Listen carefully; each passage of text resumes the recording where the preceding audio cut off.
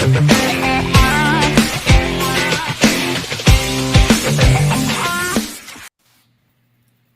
everyone, welcome back to Tech Backstage. I'm Tulio Surgusa, your host. Although my name says Carlos Ponce on my screen, we'll fix that in just a little bit.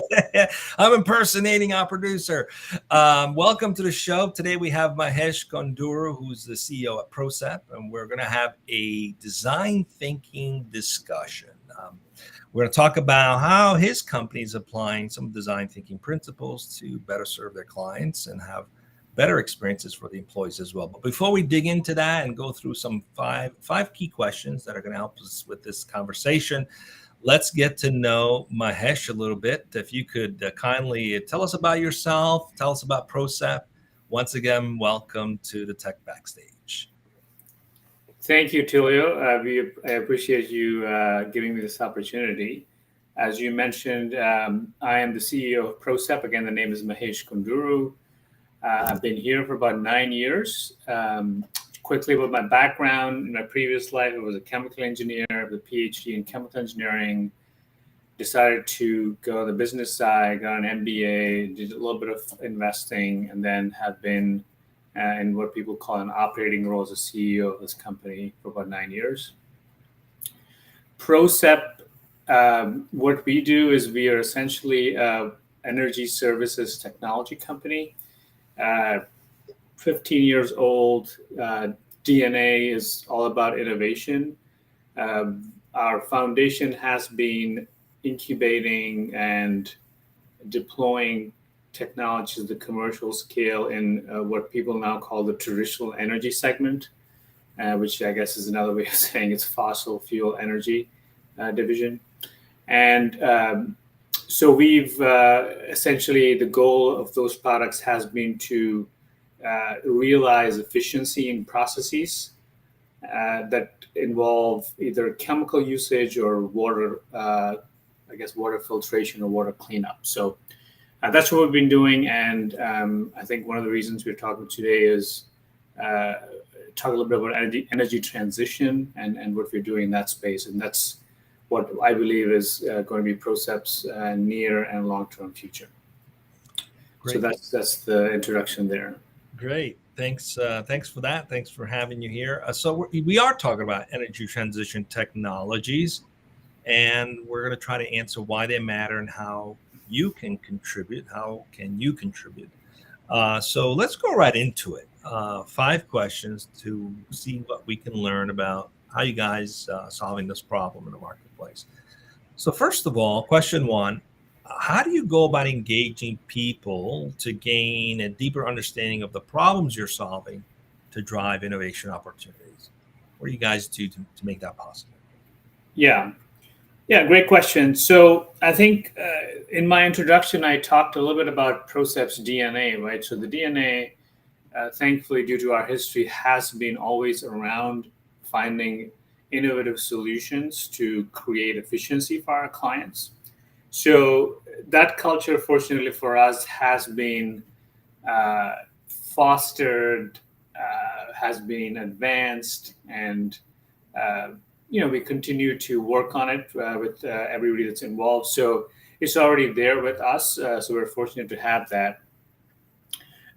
So with that said, I would say there's 3 aspects that I would say are important when we address, like you talked about, how do we go about researching problems, finding people and solving them. 3 things at Prosep I believe are important. They are tenure, mission, and diversity. So tenure talks about the length that people, or the length of time that people spend at Prosep. So the average tenure here is, I would say, 7 years, which is quite long. So spending that much time, there's a lot of reinforcement of our culture, and because that's what we are doing every day. So that's helpful when we're trying to solve challenging problems that require, as you call, design thinking.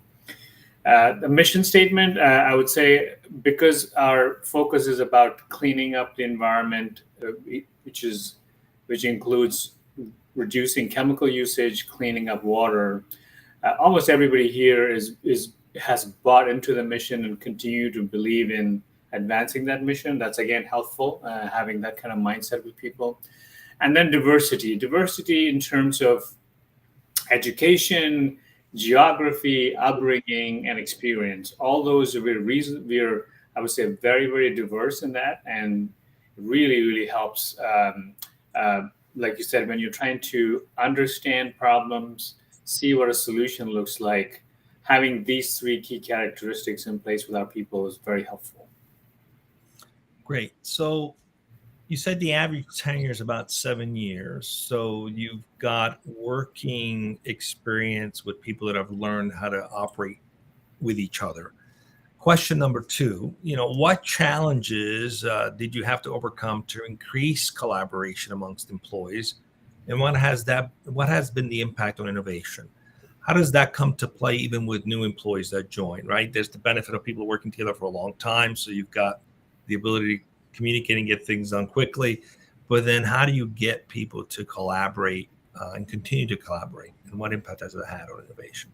Yeah, great question. So when I mentioned one of the key attributes earlier about one of them was diversity, right? Diversity is great, but diversity also sometimes brings challenges if it's not fostered the right way. So, having people with different backgrounds, education, geography, mindset, is quite important. Some of these obviously come with strong opinions, so that's productive as long as you can channel them. So we have a very open culture at the company where every idea is welcomed at all levels. So I think we believe that's democratized across all levels, and that hopefully helps people speak up when they have an idea.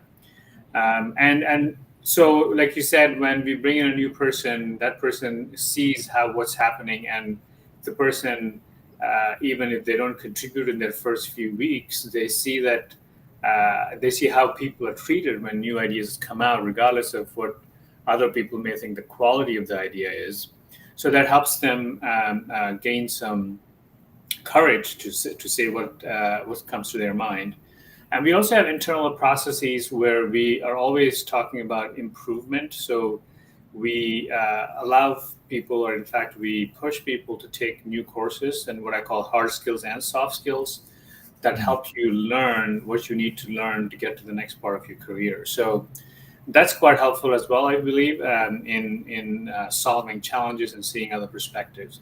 A quick example I can give you is John Saby, who you mentioned you had on one of your other podcasts. He's our CTO, and he's been around for quite a while, and he's just got the just right positive energy about welcoming new ideas.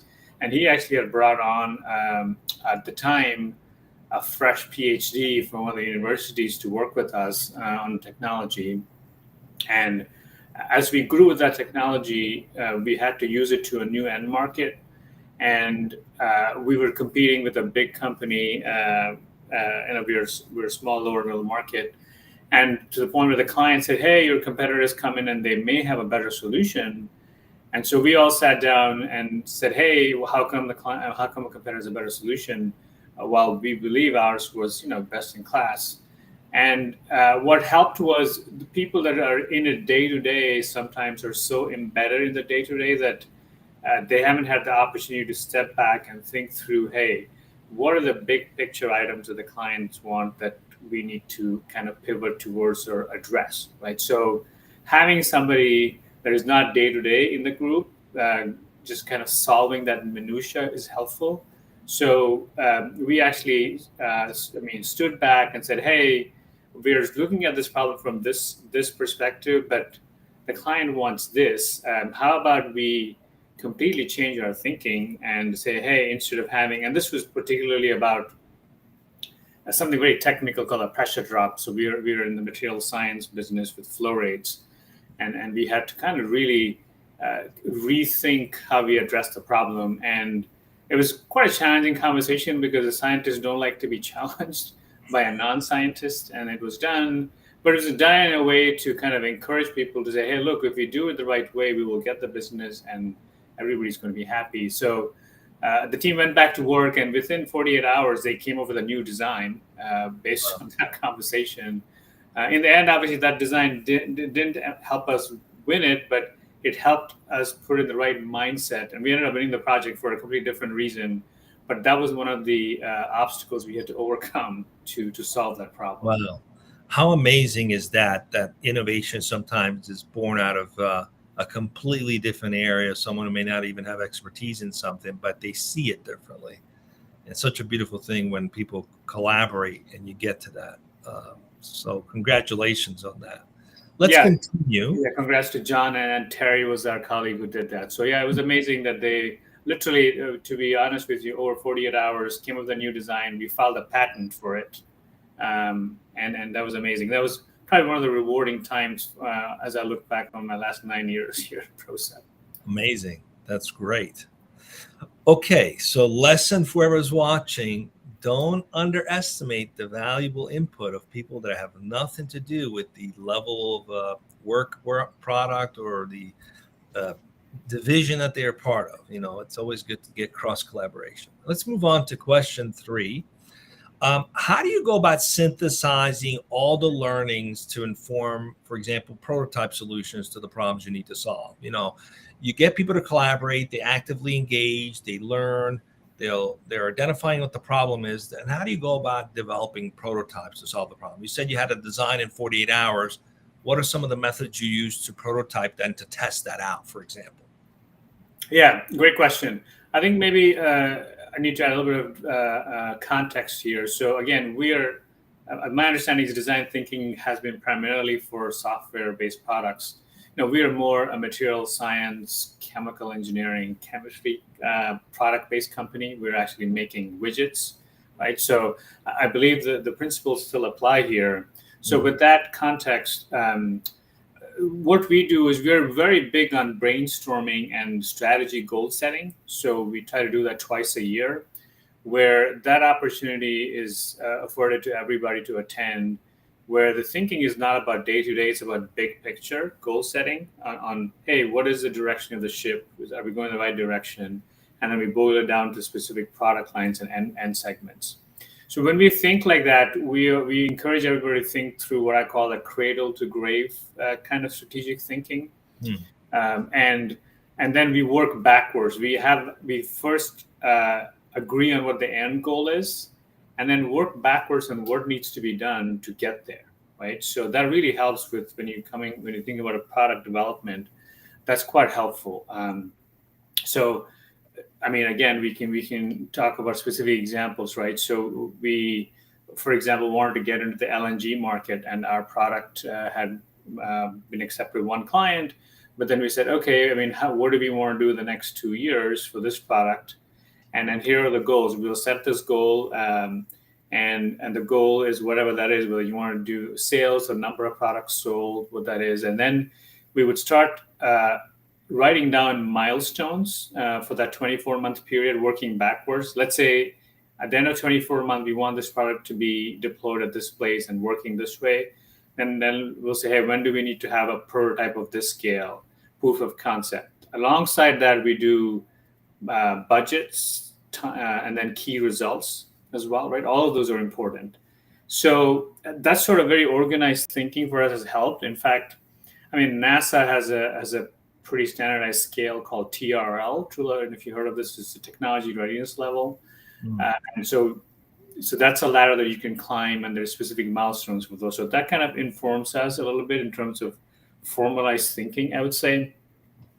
And then once we agree on those goals, it's all consensus driven. It's multifunctional teams are involved, and everybody has to play a role. But everybody agrees on the big picture milestones, budget, what are the intermediary steps that we take to get there. And once that's there, then it's a very organized process. We have weekly meetings, sometimes monthly meetings on monitoring those goals. And we can be reasonably dynamic in adjusting them, right? So I would say those are the kind of tools that we use to make sure we understand, how to take that product, the prototype, to the market. Yeah, it's interesting the comment you made about design thinking. It's a common understanding that it applies to design as it relates to like design, UX, etc. But it's much broader than that. It's really about solving human problems and leveraging things like empathy to truly understand how to create experiences that people will have a great feeling around. At least that's the focus on the University of California, where I'm an advisor. So, in the context of building prototype, what methodologies do you use to build them? It's question number 4. Yeah. Yeah. Again, so I think in my previous answer, I talked a little bit about this TRL level, right? TRL level is pretty well defined. It talks about proof of concept, prototypes to deployment at a commercial scale. So we're fortunate enough that that there's a template already there. So we kind of use that roughly to play around with type of prototypes we need. And again, the context is important. That we're interacting with clients that are very conservative, are very very risk averse. So before they take on a product, they need to be absolutely sure it will work, because not working means, life's at risk, revenue at risk, significant amount of revenue at risk. So that's the challenge that makes this process very rigorous for us. So again, what we've done is we are very, very particular about doing all sort of development activity around a client. A client needs to tell us what they need, and then we kind of have a feedback loop for that. So another example is, our excellent team led by Caleb Smathers is working on a product for one of the energy transition technologies, which is lithium extraction. And in that case, again, we started from scratch. We knew very little about the market and clients. But we go out, we scour the market, we find industry experts, we find clients that are using it, and we get to understand what scale is important for clients to get them to be comfortable to actually deploy the final commercial product. So let's say on a scale of 0 to 100, 100 is the commercially deployed product at scale. We start doing proof of concept work from, I don't know, half, right? 0.5, that's proof of concept. Then we go to 2x, right? And then 10, and then 15. We don't want to do too many steps. Again, that involves time and capital, right? So for us, scale is important in the industry we are in, and we choose those scale multiples wisely based on client feedback, because you can't be working in vacuum. Right. And our team is very, very independent, I would say. They're authorized to make decisions as needed. Once they've agreed to this big picture goal that I talked about in a previous answer. So I think that helps them, and then that they do their own feedback loops internally. A couple of things we use, Tulio, is we've gotten very good at using scientific tools like design of experiments, which is a scientific tool on how you look at the many variables involved in product development, and you don't want to solve for each variable or do permutation and combination of each variable. That's a lot of experiments. Right. So you choose variables appropriately by using a scientific method called design of experiments. We also use decision tree analysis, which is also quite helpful in understanding how to get there. So again, like I said, the team is empowered to make decisions. The team is empowered to seek out client input, diverse input, and is empowered to learn as many scientific tools as possible to come to the right understanding of what prototype a client needs. Amazing. So on the final question, you touched on this a little bit in terms of engaging customers, the teams being empowered culturally to make decisions, using right tools and methodology. So I'm just curious, as a final question, how do you go about validating your prototypes and then testing them and iterating to fine-tune solving the original problem? If you give us some example of sort of like, we had this thing planned out, we put it out there, and then the feedback we got required some iteration, and we went back to the question and identified that the problem was actually something else. These are typical things that happen in this cycle of design thinking. I'm just curious to see how you guys go about doing that and what have been some of the results of that. Yeah, happy to do that. I think I mentioned, and again, one of my answers, this particular problem we faced for this client where, John and Terry worked out a solution. In that case, we had a prototype built at a certain scale that the client accepted. And then they decided to test our prototype in a third-party lab to act as a pilot facility. And they did that. So our product got tested, and then the competitor's product got tested as well. And based on those test results, we were really eagerly looking back for feedback from the client on what worked but didn't work. And the client was pretty transparent, saying, "Hey, these things work, but this one thing did not work." And then so our team is very, very adept at understanding what that means and how to again take feedback that way and proactively rejigger the product to get there. So in that particular case, we put it out. We thought it was great. I think the client needed, I would say, 5 things to go right, and 4 of them went right. The one didn't go right. And then we came back and we started brainstorming. Hey, how do we get this 5th variable or 5th desired result correct? And that's what prompted the discussion I talked about, where we had to just step back and not just be in the weeds and say, hey, how do we completely reorganize our thought process on solving this problem using something else than what we used every day. So again, having somebody that was probably not too technical involved, figuring out, just kind of giving them directives, saying, hey, how about if you think it through this way, it would be helpful. And that's how we solved that problem. That's great. It sounds to me that the desire to solve the problem included being willing to start over again, and getting in a new fresh perspective, and really appreciate that. So thank you for being with us. So what do we learn? One, the importance of having teams that are fully empowered to make decisions. That has resonated loud and clear. Having a culture that people can openly speak and engage and contribute is key to being able to truly solve problems and drive innovation that we've learned. And also the relentless desire to test ideas, work with clients, iterate, and get it right. Even if you've gone 90% of what the client wants, getting to 100%, the willingness to get there and the desire to get there only happens through collaboration across the organization. So thanks for being with us. Thanks for sharing those lessons with us. Stay with us as we go off the air in just a second. I'm going to call my producer to come back on real quick here and tell us what we got coming up. Carlos, what do we got coming up? Well, the first thing we got coming up, Tulio, is that I am not on mute. See that? I'm not on mute. I missed that. Okay. Yes, absolutely. Thank you, Tulio. And well, for tomorrow, right here on Tech Backstage, we're going to be speaking with Mr. Scott White, the Vice President of Engineering at HUVR, or however, I think it's HUVR, which is a next generation inspection data management software platform, or also known as IDMS.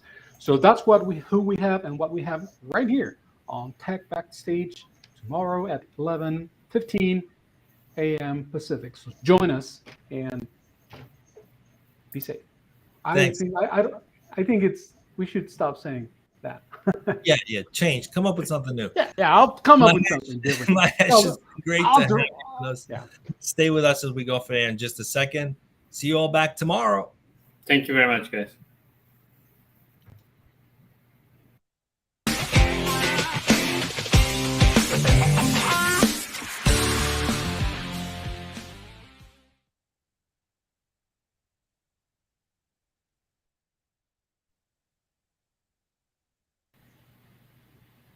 All right.